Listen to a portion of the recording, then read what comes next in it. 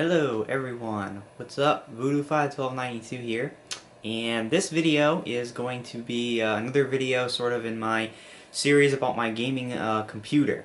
And in this video what I want to do is give you a full detailed rundown list of all the parts that are in my gaming PC and the rig that I have set up behind me.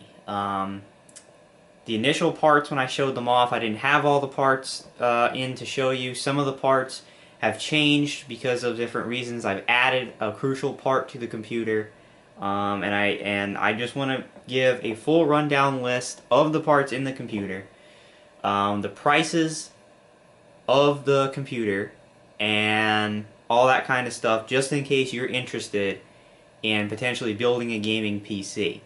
Now, I'm going to be using a site called PCPartPicker.com. It's a site that lets you pick each individual part of your computer, and then it goes out among several trusted online computer part shops and brings up the lowest price for each part across these different websites. And so what I'm going to be doing is using this site. I have all my parts entered to give you the cheapest price of each thing and the website that you can buy it off of.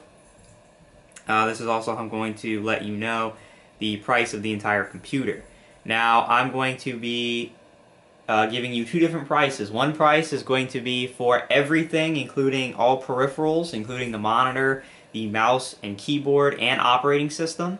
And then I'm going to give you a price that, that only contains the price of the hardware, meaning what's in the computer. So no peripherals, monitor, keyboard, no operating system or anything like that. Just the bare computer, how much does that cost in case you already have a mouse and keyboard and that type of thing, and you're not interested in that price. Now the prices I'll be giving you is what's called the base price.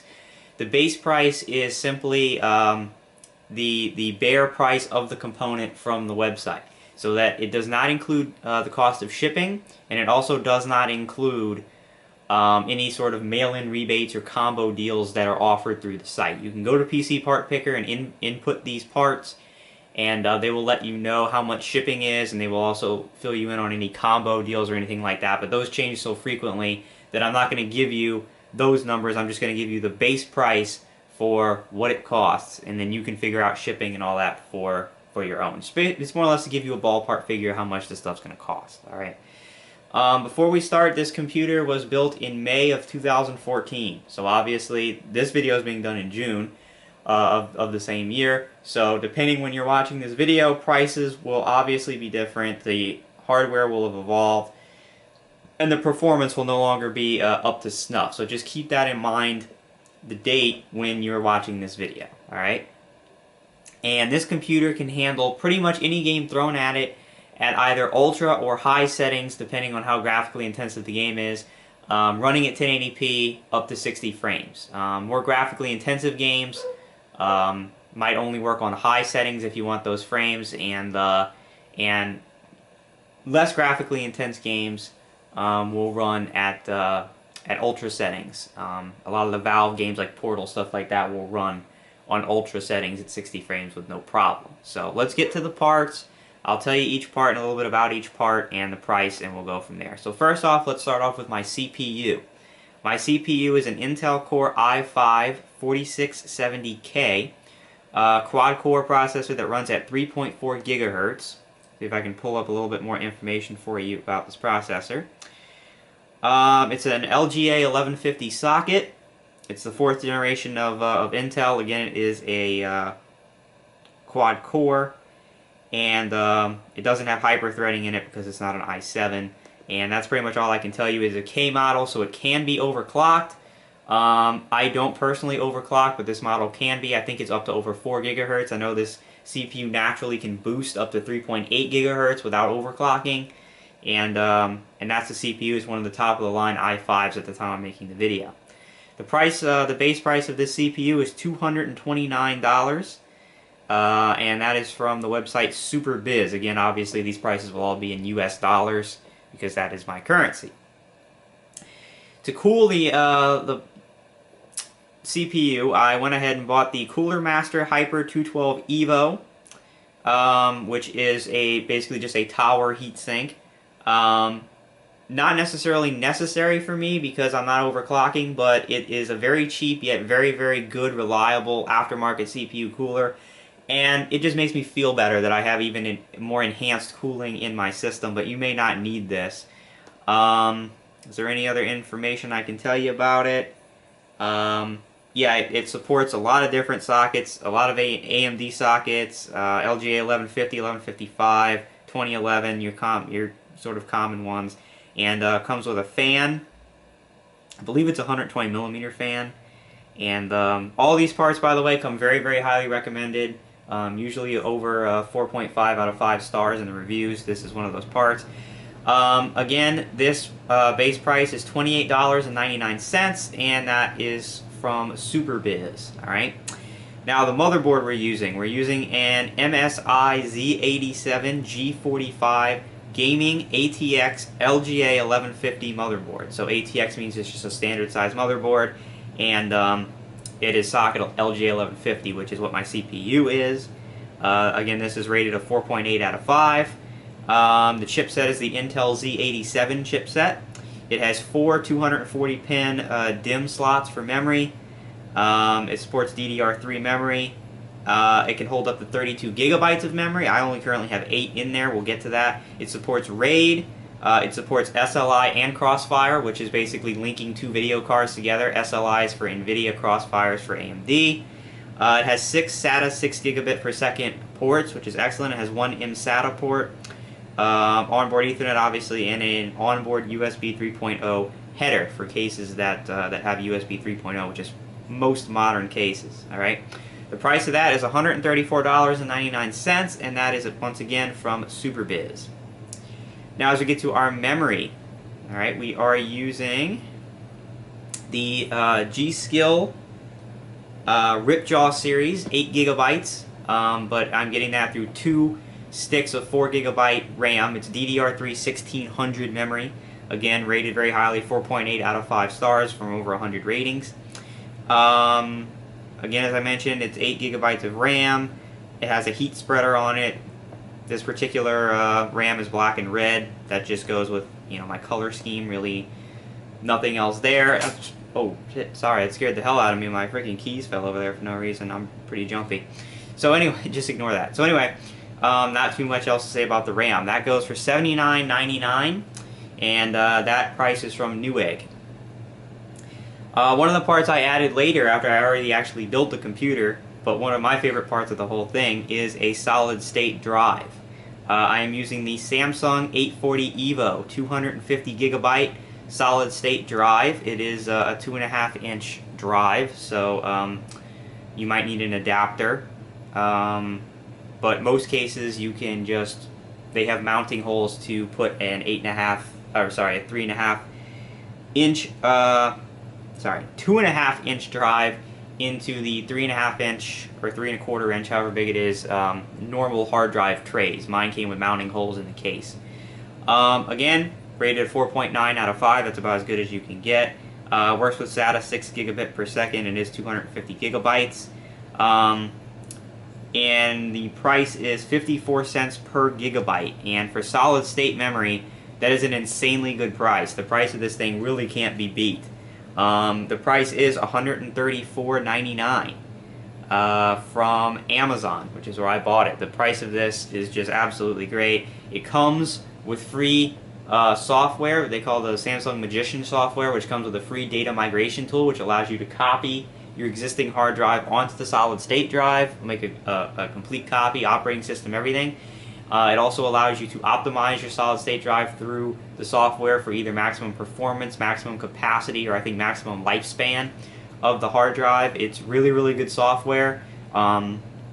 It's an amazing deal. And nowadays you want an SSD. In my opinion, this is the one to get. I mean, 250 gigs for under $135. You can't beat it. Comes with great software. It's really cool. So that is now backed up by the hard drive that was originally going to be my main drive before I upgraded. And that is a Western Digital Caviar Blue 1 terabyte, 3.5-inch. There you go. Normal hard drive is a 3.5-inch. Internal, regular mechanical hard drive, spinning at 7,200 RPM. So I have a nice 1 terabyte drive to back up my solid state drive, where I can put all my recorded videos and stuff like that on. The price of this, the bare price, is going to be $66.49, and once again that is from SuperBiz. Alright, so now we get to one of the fun components of the computer, certainly for gaming. Well, I'm trying to let this thing load. My internet's being really slow. I have to click on the name to try and get additional information about the part. It's being hard right now. There we go. Finally loaded. Alright, so here you've got the, this is my video card. This is the Gigabyte GeForce GTX 760 2GB WinForce video card. Alright, obviously it fits into a PCI Express port. It has 2 gigabytes of GDDR5 memory. Has a couple fans on it, supports 3-way SLI, so you can have 3 video cards. And it has 4 output ports, so you can have 4 monitors. It has a DVI-D slot, DVI-I slot, a regular display port, which I guess they mean VGA. I don't. It just says display port. I don't know what exactly that means, and an HDMI out. Definitely not the top of the line card you can get on the market, but for the price, it's really good bang for the buck. And like I said, it handles most stuff I throw at it. And when you're doing sort of a budget build, I think this is the video card to go with. The price of it is $229.99 from Newegg, and if you buy it right now, it says the offer still holds. I got this offer. You get a free copy of the game Watch Dogs when you buy this this video card from Newegg. So if you're interested in that, there you go. Alright, moving on to the case that I use, and I really like this case, the look of it. There was a couple things I didn't really like about the case when I was building it, and honestly, if I had to build another computer, I probably would go with a different case just for building reasons. It looks cool as hell, but you know, there was a couple things about it I wasn't too crazy about. I might actually go with the, I think the company's called NZXT or something that makes the case, but the case is called the Phantom 510, I want to say. Would probably be the case I went with, but nonetheless, my case is called the InWin GT1. You can either get it in black or white. I got the black. It's called a mid-tower case, so it's a normal size. It has 3 external 3¼ inch bays, which is your slots for putting optical drives, memory card readers, that type of thing. It comes with 2 internal 2½ inch bays. Honestly, I didn't even know that. I don't even know exactly where those bays are, to be completely honest. I must have not seen them. Because I could have mounted my solid state drive in there. Oops. Maybe they're like mounted on the floor or something. I didn't even see those. It also comes with 6 internal 3½ inch bays. So those are where your normal mechanical hard drives go. That's where I installed my solid state drive. There's mounting holes on the 3½ inch trays where you can mount a solid state drive, and that's what I did. So I missed out on the 2½ inch bays, I guess. It supports ATX, micro ATX, and mini ITX, so pretty much any size motherboard. And it does have front panel USB 3. It has 1 USB 3.0 on the front. It also has 2 USB 2s and a microphone and a headphone jack. If you want to see pictures of this case, you want to see the case, you can go back and look at my video where I do my parts reveal. I show the case if you want to see it. And like I said, for the most part, it is a good case.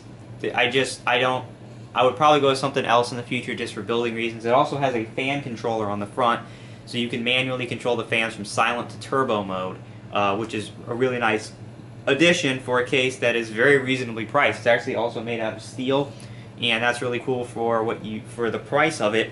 You wouldn't think there would be such a high quality case, but it is. Again, if my internet would load and get back to where I want it to be, I will tell you the price. Here we go.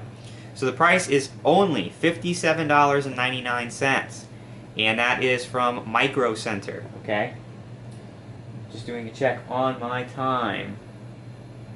Stopwatch on my phone. Okay. So moving on, power supply. I actually had to change my power supply because the original power supply I got was broken and did not work. It was only 500 watts, so I went to Best Buy and bought this one, which is better, and it actually works. So here you go. My power supplies are the Corsair CX 750 watt 80 plus bronze certified semi-modular ATX power supply. So semi-modular means that the CPU and motherboard power cables are built into it, but everything else is modular, meaning the cables come separate from the power supply and you only need to plug in the power cables you need into the power supply so you don't have extra unused cables that are just hanging in your case that you have to take out. Like I said, 750 watt, it is 80 plus bronze certified, so it is going to be more power efficient than something that's not 80 plus certified, but it is only the bronze. They go all the way up to platinum, but those are extremely expensive for efficiency, so I guess you pay your money either way. You pay less for the bronze plus certified, but you wind up paying more anyway for your power supply, or you put up the big money up front, buy up gold or platinum, but you save the money, you make up the money, so it pretty much the money comes out to be whatever it is. You know, you save the money on the power bill, but you still pay the money up front, so whatever. This power supply is $83.99, and that is from Best Buy again. That's where I bought it. That's what I paid for it. The CD DVD writer, it's a Samsung SH224DB/BEBE DVD CD writer. I just got an OEM version that just came in a bag. I'll read you some of the speeds. The CD-ROM speed 48 times, CDR speed 48 times, CDRW speed 24 times, DVD-ROM speed 16 times, DVD plus R speed 24 times, and it has all kinds of other stuff. DVD minus R speed 24 times. So it's got pretty good speeds, and you know, it's just a simple DVD CD reader writer. It is $19.99 from Newegg. Alright, the operating system. I actually wound up putting Windows 8.1 on this thing because I went to the store to buy my operating system. They don't sell anything but Windows 8.1 now, so that's what I put on it.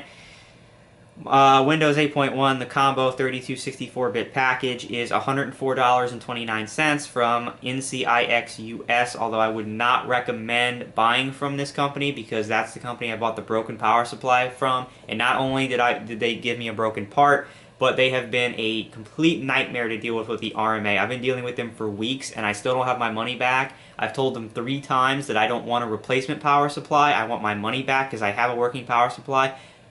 They sent me another power supply after telling them 3 times I didn't want one. It's on my way here, and when it gets here, I have to print out another slip like I did for the broken supply, put it on the new one, send it all the way back. So don't order from them. I don't recommend it. They send broken parts, and their RMA service is a piece of crap. So don't buy from them. That's just the cheapest price. Microsoft Windows 8.1, you can just go to the store and buy. It's all going to be the same price, around $100. Okay, for the monitor. This monitor is actually out of date, this model. They don't make it anymore. This is the Acer H233H. It doesn't exist anymore, but I found a monitor that is basically the new version of this exact monitor. It's called the Acer S231HL Bid. It's 23 inches, and let me see if I can get the specs for you. Yeah, 23 inches, 1080p, LED. The only difference is that this monitor is LCD and it has built-in speakers. This one is LED, but it does not have built-in speakers. Other than that, I think they're pretty close to the same thing. This is, I'm pretty sure, also a 23-inch. So this is basically the newer model from Acer, but it does not have built-in speakers like mine has. But it's basically the equivalent. So that goes for $169.99 from Amazon. Alright, I needed a wireless card in this because I don't have Ethernet. I'm on the 2nd floor of my house and I don't have an Ethernet port in my room. I needed a Wi-Fi card. I went with the TP-Link. I'll read you all these numbers, but they probably don't mean anything. TLWDN4800 802.11a/b/g/n, so I guess that's it supports all those Wi-Fi kind of things. PCI Express Wi-Fi adapter.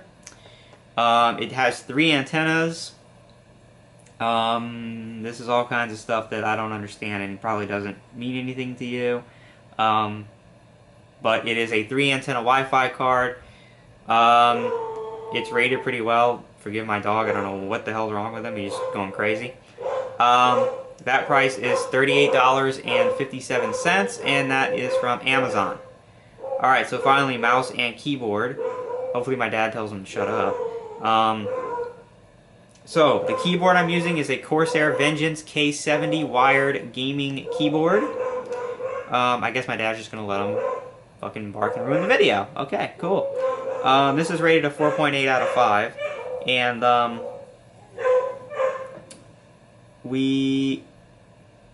they're fucking distracting me. It's black, it's a wired keyboard, it is backlit with red LEDs. It's got the Cherry MX red switches. And hold on one second because this is really pissing me off. Shut up!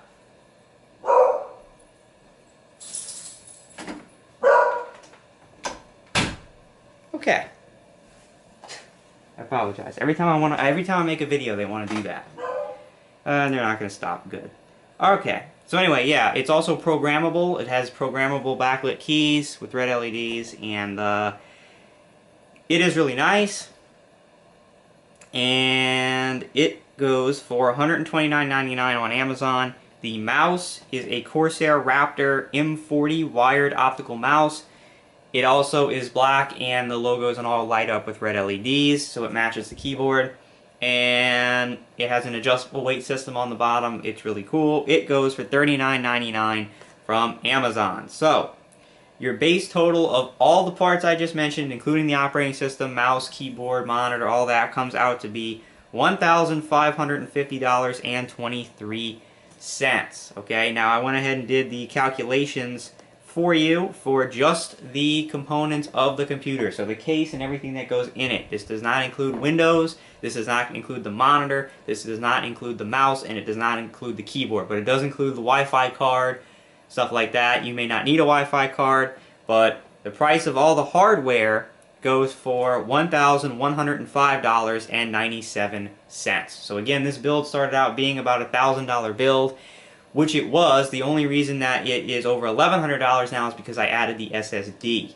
So, that is basically why the build wound up being about an $1,100 to $1,200 build, was the SSD. Again, it's going to cost you a little bit more than this because these prices do not take into account the shipping costs. You can save a little bit of money through their mail-in rebates, and through some of these are sold as a combo pack, and you might be able to save a few bucks. But just to give you a ballpark figure, if you're just going for the hardware that I mentioned in the actual PC, then you will be spending around $1,100. And if you're going for everything I mentioned, if you're starting from scratch, you want a mouse, a keyboard, and a monitor, and all that other kind of stuff, then you'll spend about $1,500, give or take. So that is a detailed list of my parts. I will be probably listing some of this stuff in the description of the video. I don't know to what extent. Probably do a breakdown of prices and all for you to look at, in case you forgot what the price I said was during this video, and such and such. So that is it. Again, handles everything well. I'd love to tell you the Windows Experience Index. Unfortunately, on Windows 8, you can't. There's no number to tell you that. So I can't tell you the Windows Experience Index, but what I can tell you is that the computer's awesome. It's fast as hell because of this SSD. The thing boots in like 5 seconds, no lie, and it runs pretty much any game I can throw at it from high to ultra settings, 1080p. So it's pretty good for a price point that I think is pretty reasonable for building a gaming PC. And there you go. That's the full rundown of everything in this bad boy. Hope you enjoyed it. If you have any questions, let me know. I don't know that much detail into the technical stuff. I know a good bit, especially about the parts I have, because I built it and did the research. If you're thinking about building a gaming PC, I highly recommend PCPartPicker.com. That's what I use to make my build. You can find everything you're looking for, and it only allows you to select parts that are compatible. So if you go and select your CPU, when you go to pick your motherboard, they'll only list motherboards that are compatible with your CPU. That way you don't wind up picking stuff that's not compatible, and if somehow you do wind up picking stuff that's incompatible, it will give you a message at the top telling you that some of your parts are not compatible. You can scroll down, they'll tell you why, and and then you can fix it. So it's a really good site. Again, they don't pay me or anything. I just say this because it was very helpful and I like the site. Other than that, thank you guys for watching. Hope you enjoyed it, and peace out.